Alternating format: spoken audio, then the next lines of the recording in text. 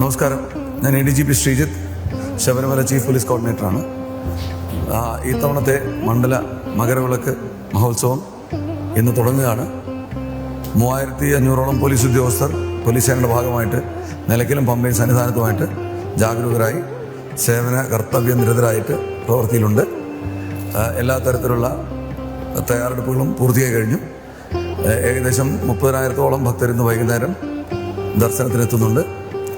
70,000-ഓളം virtual queue ബുക്കിങ്ങും 20,000 spot ബുക്കിങ്ങുമാണ് ബഹുമാനപ്പെട്ട ഹൈക്കോടതിയുടെ നിർദ്ദേശപ്രകാരം നമുക്ക് അനുവദനീയമായിട്ടുള്ളത്. വെർച്വൽ ക്യൂ ബുക്കിങ്ങോടുകൂടി തന്നെ മാത്രമേ ഇവിടെ ദർശനത്തിന് വരാവൂ എന്ന് എല്ലാ ഭക്തജനങ്ങളടുത്തും ഉള്ള അഭ്യർത്ഥനയാണ്. എന്തെങ്കിലും കാരണവശാൽ വരുന്നവരുടെ കൂടെയുള്ള ആൾക്കാർക്ക് കിട്ടാതെ വരുന്നവർക്ക് ആണ് സ്പോട്ട് ബുക്കിംഗ് അറേഞ്ച് ചെയ്തിട്ടുള്ളത്.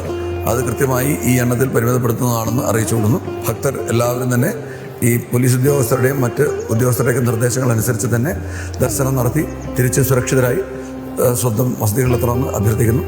നന്ദി, നമസ്കാരം. സ്വാമിയെ ശരണമയ്യപ്പ.